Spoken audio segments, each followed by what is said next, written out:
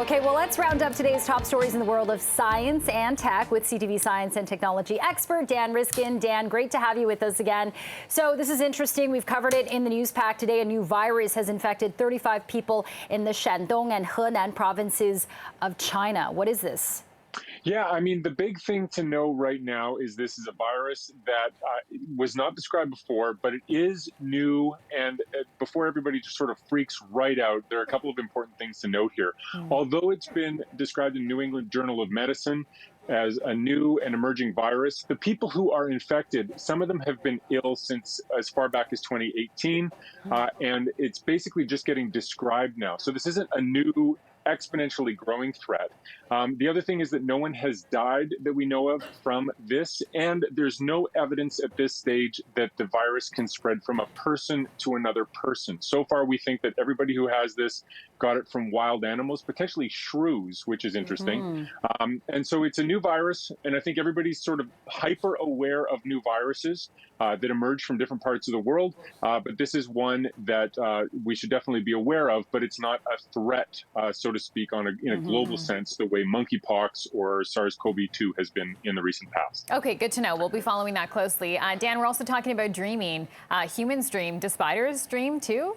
Yeah, there's this really compelling new study on jumping spiders that shows that they may have dreams. So one of the things that happens is when we go into REM sleep, REM, rapid eye movement, our eyes move rapidly and we twitch. The spiders can't really move their eyeballs very much, so you can't really look at that, but they do twitch when they sleep. So in a new study, researchers took some jumping spiders and basically just filmed them while they were sleeping. And they found that these jumping spiders would stay still for 20 minutes, and then they'd all of a sudden start twitching, and it lasted about 80 seconds. And in fact, when you look at a baby spider, you can actually see through its exoskeleton, and they were able to look at the retina at the back of one of the eyeballs and showed that that was moving a little bit, which is the way that the spiders can sort of adjust their vision. So here you can see this This is a sleeping spider. Now, is it dreaming? They don't know, but it's pretty compelling because it looks like it might be dreaming. It's acting like a human does when they dream. And these are smart spiders that think about how they're going to get to the animal they're attacking. They pick a route and they'll still take that route if they don't have visual information. So they have plans and they execute them. So they're intelligent creatures, even though they're like 4 millimeters long. So it's kind of cool to think that if you've got a brain that's smart enough to do stuff like that, it's also going to have dreams. I mean, we still don't really understand why we sleep, but dreams are a whole other layer on that. Yeah, it's making me feel bad for killing all the spiders in my house. Don't kill jumping spiders. Well, don't kill spiders are the good guys. I mean, honestly, the spiders are taking out a lot of the insects that really do cause problems. And so when we see them in our house, we tend to move them outside rather than kill them. This is what my husband keeps telling me, but I say I still don't want to look at them. They're not cute. Well, you're in their nightmares. Now you know that. Well, Dan, perhaps, thanks so much. they're dreaming of writing salutations in their spider webs. Okay, thank you so much, Dan. You've got Summerlicious and Winterlicious. Right now, Summerlicious is well underway. It runs until August 28th. And we are here in Little Italy. This is La Bartola. How cool is the decor here? Not only do you have this, but this is a Mexican cuisine restaurant. They obviously serve some of my favorite things, including tacos. Joining me now from the city of Toronto is Alok Sharma, and I can't believe it's been 18 years already of Summerlicious. Yeah, it's been 18 years, and within those 18 years, there's been about 8 million meals served and about a $350 million economic impact on the city that's benefited restaurants. And it gets bigger and bigger. How many restaurants are participating this year? So this year, yeah, it's really exciting. We got over 200 restaurants, and one of the great things is 40% of them are restaurants that have never participated in the program before. And 60% of the restaurants are accessible, and 70% of them offer a 3-course vegetarian meal. Yeah, and walk us through the price points again. Yeah, so for lunch, you can. It's a variety of price points, anywhere between $20 and $55, and for dinner, it's anywhere between $25 and $75. Yeah, and this is a fixed price menu, 3-course meal. Yeah, a prefix menu, 3-course meal, and you can get reservations by calling the restaurant. You can get all the details by checking out toronto.ca/Summerlicious. Okay, great. And we're going to go into the kitchen here where Chef Yvonne Castro has been busy all morning. And this is one of those things where I wish you guys could smell what's going on because it smells delicious here in the kitchen. Chef Yvonne, And what are you cooking up right now? So I'm making braised hibiscus flowers for one of our tacos and for one of our dishes for Summerlicious. Okay. What is it about tacos that people love? I think everything, the salsas, the filling, even the tortillas. We make our tortillas from scratch by hand.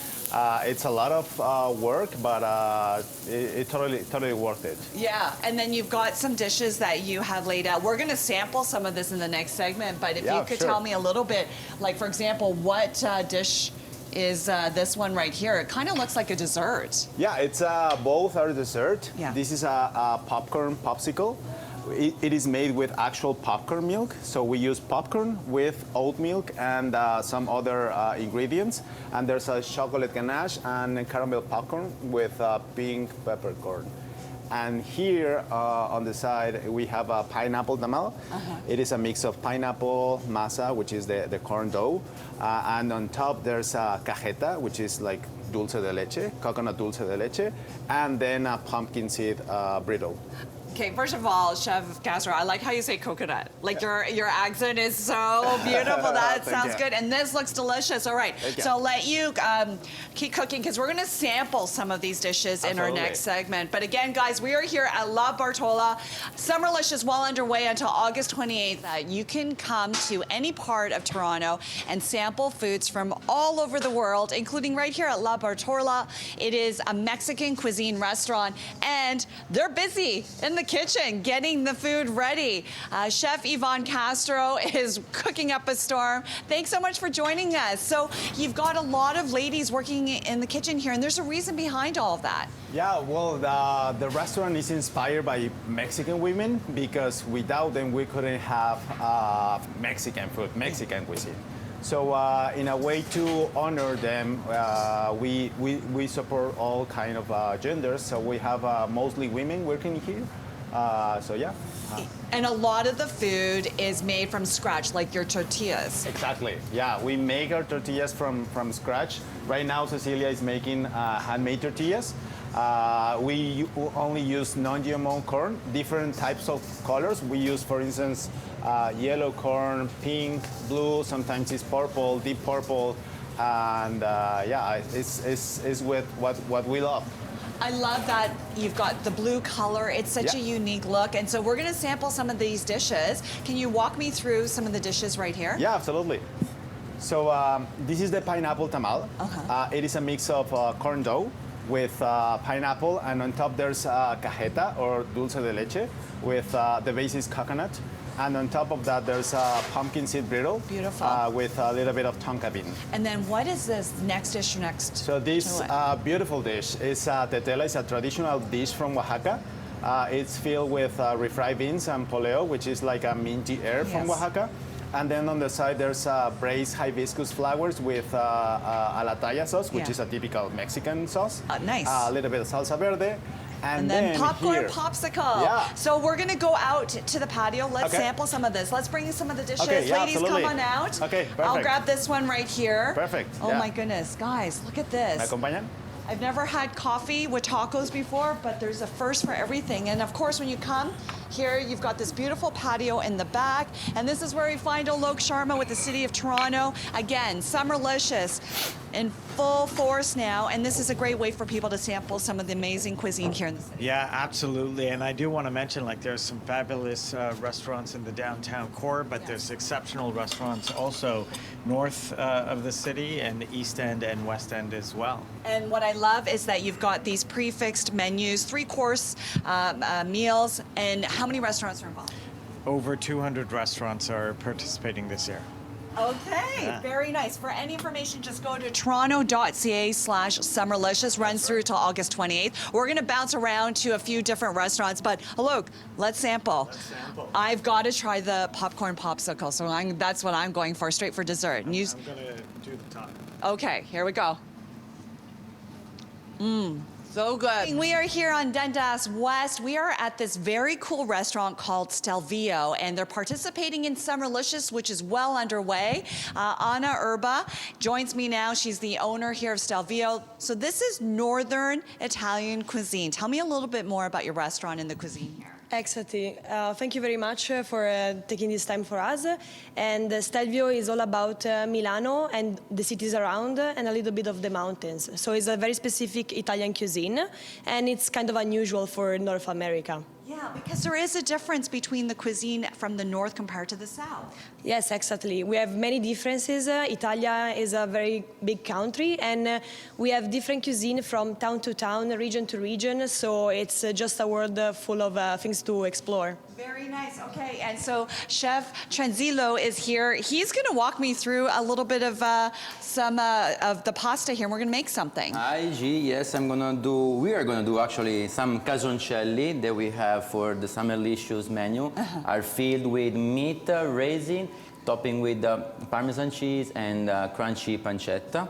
These appetizers here are mondeghili, fried deep mondeghili, typical from Milano, and we have the gelato mantecato with amaro. Nice. So today I want to show you how to do this pasta real quick. Okay. We have the lasagna sheets over here. We're gonna put like a little bit of dough inside, just a little bit to create a few nice.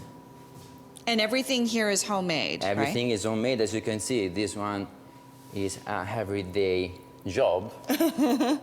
And you see, over here, we have our pasta. Yes.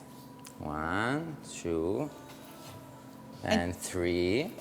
Here we go. And then once it's shaped like that. Once it's shaped like that, Yeah. we're gonna just put it in a hot water, Yes. salted hot water, and then basil, sage, and that's the end. And voila. And voila. Oh So my easy. goodness. And so of course here at Stelvio, it's a 3-course menu.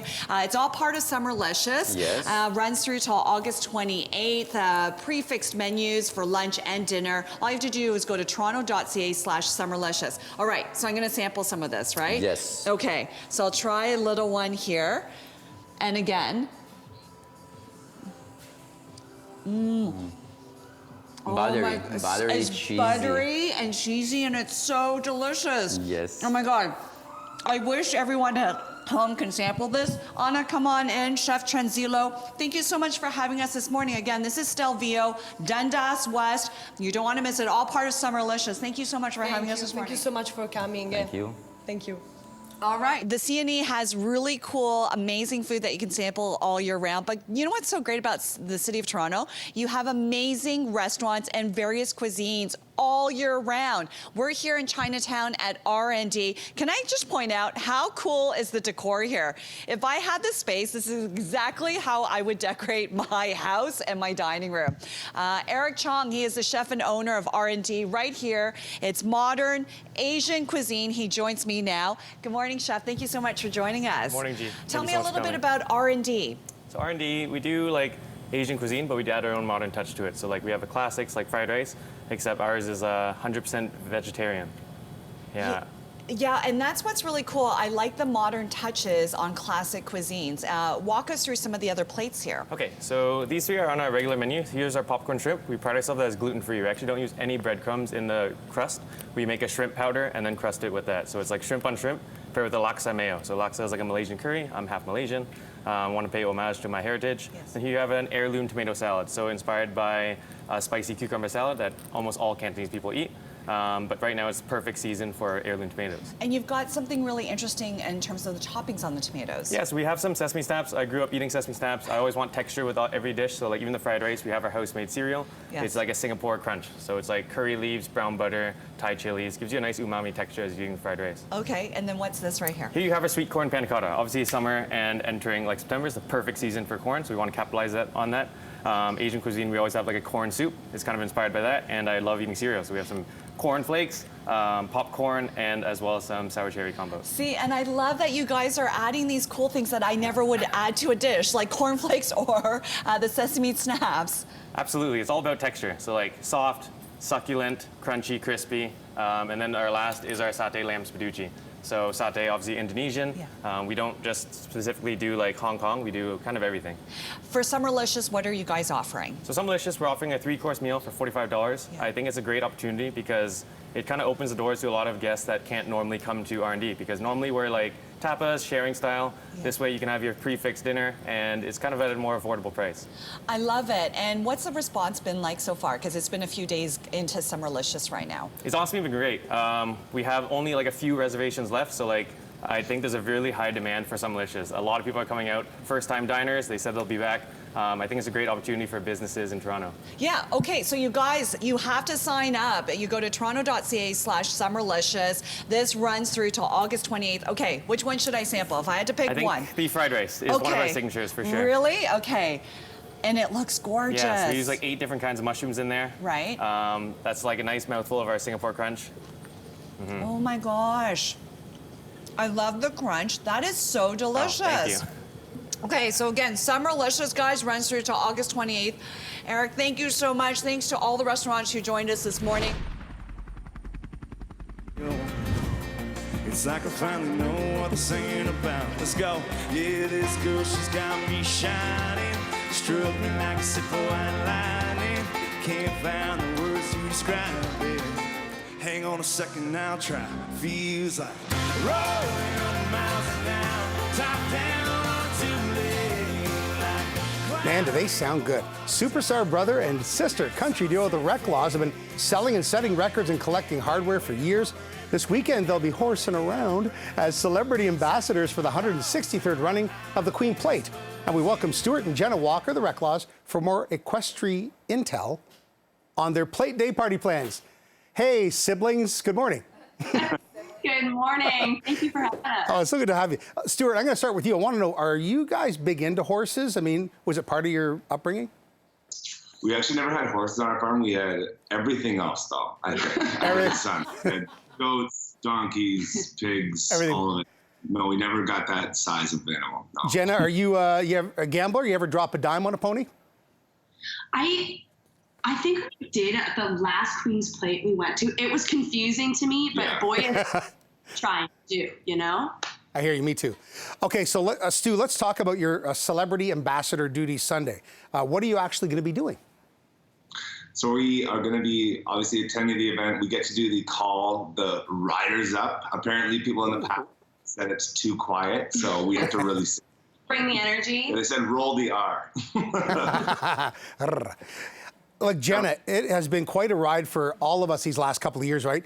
And you guys you've broken through in such a big way with such massive streaming records and chart success and everything. How great is it for you guys as not just performers, but as fans of music to be playing live music for people again? Oh my gosh, it has been a summer out of our dreams. We have missed so much. I mean, we took it for granted up to this point. We would play shows, be like, that's great. But then once it all stopped, we really realized that we missed it so much, and it was so a part of our souls that we needed to do it. And this summer has been so epic. We said yes to every show, which back was kind of a lot. But honestly, it was amazing. It's been a summer out of our dreams, and we're just so excited to get back to Queen's Plate. This is like to us, so yeah. What about you, Stu? Same question. What's it been like actually, getting back out there in front of human beings? I mean, we were so pent up no matter what for those 2 years of not doing it, but seeing the crowds after all that time not be exposed to an audience like that, it's like kind of like they were like caged animals. It's amazing. Yeah, I hear you. Every show feels like the first show we played in 5 years, so it's a blessing. It's like a renewal. It's so refreshing and so restorative, right? Jenna, you guys collaborate with so many amazing stars on both sides of the border. And here in Canada, for such a relatively small country population-wise, we've got this embarrassment of riches when it comes to Canadian country talent. What's it like when you're on the road, especially south of the border, waving that maple leaf wherever you go? Honestly, everybody loves Canadians, I have to say. People want to hang out with you. They want you on your team. And it's funny, as we go to Nashville and as we go to the U.S., we end up hanging out a lot with Canadians. Yeah. Yeah, same here. Yeah, it happens. All friends are, so it's pretty awesome. Stu, your siblings that get along and you even work together, that impresses me beyond any belief. Is it the music that keeps you two from each other's throats? Because I can barely stand my siblings.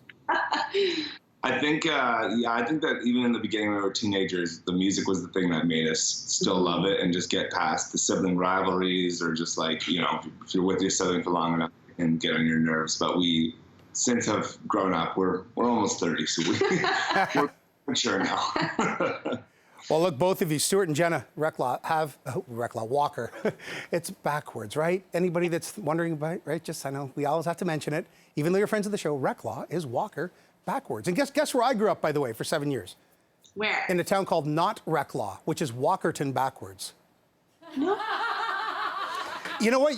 No trademark or registration required. You can use that little nugget in a song. If you ever write a song about Walkerton or need clearance, it's yours. You feel free.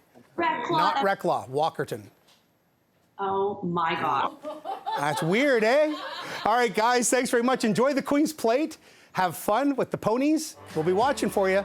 Here's a little sampling of the Reklaws' beautiful music as we get ready for news headlines. Top of the clock. See ya, siblings.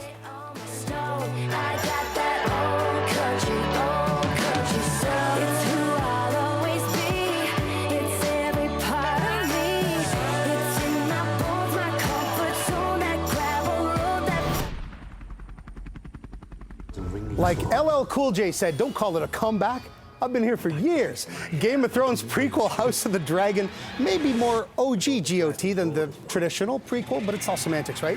What's really important here is that fans will finally get to wet their Westeros whistles again this weekend when Hot D premieres on Crave Sunday. And here to preheat the dragon is Lord Corlys Velaryon, a.k.a. the Sea Snake, a.k.a.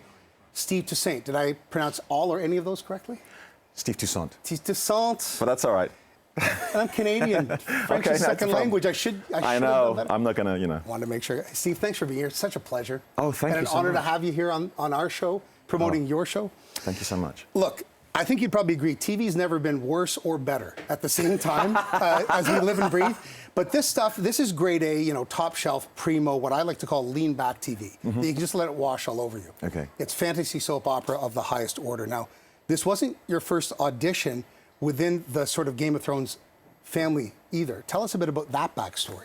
Well, I mean, I sort of came to Game of Thrones late as a viewer. I started watching it by the time they'd reached, I think, season 3 or 4.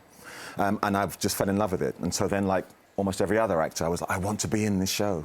Couldn't be seen. And then eventually I was finally seen for a part, a small part, which a wonderful actor I met got.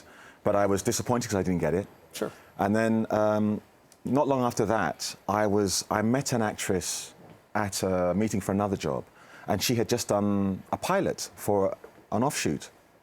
And I remember saying to her, oh, I'd love to be in that show. And she said, don't worry, when it goes, because it will go, there are some wonderful parts, so tell your agent. And then, of course, for whatever reason, the pilot didn't happen. And so I thought my chance had completely gone. And then this came along. Yeah, funny how it works. Yeah. You know, there's just such an insatiable appetite for this franchise and these stories. Why do you think it is they resonate across all the generations, not just bringing people in, but holding them in and gripping them? It's unlike any, you know, kind of fantasy drama we've ever seen to be able to have that kind of power over the viewer. It's a good question. If I knew for sure, I'd make my own. It's a formula. Right. But I think one of the things about a good drama, whatever it is it's a way of us looking at our world with a filter, something removed. So, of course, we have dragons and we have a lot of bloodletting and so forth. But ultimately, it's still about interpersonal relationships. It's still about petty jealousies and conspiracies and all those political machinations that are so interesting that you can watch without the stakes being high for you as the viewer. Do you know what I mean? I think that's a great observation because I think for me a great show is the one that, you know, the lens is on the show, but the show holds a mirror up to that lens. And Absolutely. Always puts it back on us. Absolutely. To personalize it. Yeah. The writing, the production, the casting, I mean, everything about the show is just, I would assume it's an actor's dream. It must be kind of a classroom for someone that's even had a pretty storied career yourself. You're probably learning as you go here. Oh, yeah, absolutely. Lot. Yes, I think, I know, anyway, in your career, if you stop learning, then I think you're sunk anyway. But certainly to come along onto a show like this and see these incredible actors and think, oh my gosh, how did I get into this? You know, I better do my best so they don't realize. Yeah, it's been an absolute joy. And the level of detail of the craftsmanship of the sets and so forth, it's a dream. You know, there was a lot of vile racist pushback in some of the darker corners on the web when you got the gig. Do you just ignore this stuff, you know, like refuse to dignify it with a response? Or do you feel it's kind of important to maybe, you know, address the fact that you are the first person of color to land a key role in the series, a lead role, main character? I think I have, throughout the whole of this process, I've tried to walk a fine line, because on the one hand, of course, you don't want to give these people any kind of oxygen for these vile views. But at the same time, this is a fact of life. This is happening. There are an awful lot of people out there who think it doesn't happen, who think we're living in a post-racial society. Well, we're not. So I try to talk about it because I want people to know it's there, and if we know it's there, then we can do something about it. But I'm not going to debate these people. There is no debate. There is no, what the guy who used to be in charge with your neighbors. There are no two sides to this. You know, there is right and there is wrong. And those people who are racist are wrong. Well said. Steve Toussaint, thank you so much for your time. Cannot wait to see it. It all premieres on Sunday worldwide. Great. Thanks again. Enjoy your stay in Toronto.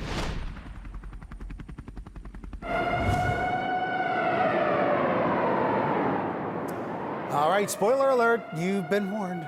Crave's original hit series, Canada's Drag Race, is back for a third summer of fabulous fashion, tantrums and tiaras, and a new crew of 12 queens vying for the crown and $100K. Last night, another queen was eliminated. Here's how it tracked. Bombay, you may be new to the spotlight, but you will forever shine on, because this is just the beginning for you. Now, sachet away. Thank you so much for this opportunity, and thank you for all the feedback. I will take it and grow. So thank you, thank you, thank you, thank you. We love you, Bombay. We love you, Bombay! Oh, it's never easy saying goodbye, but we're saying hello and good morning to Bombay. Thank you for joining us in CP24 Breakfast. Thank you for having me. Awesome costume. Thank awesome you. look today. It's just a casual Friday. Just threw it on you for know, casual Friday. Look, it's never easy, right, when things don't exactly go the way you planned out. How are you feeling about the experience now that you've had some time to sit with it? I feel so grateful. Like, I feel extremely grateful that I was able to do it. I started doing drag 2 years ago. Really? So if 2 years ago you told me I'd be on Canada's Drag Race, I'd be, who are you? Who are you talking to? And now I get to do this. Like, it didn't go as planned, but I make the most of it. Absolute attitude of gratitude. And you are a quick study. I mean, you've made quick moves. I mean, I want to talk a bit about the competition itself, because what's the biggest surprise for you in terms of, you know, the competition and the challenges? Was it in any way what you expected going in?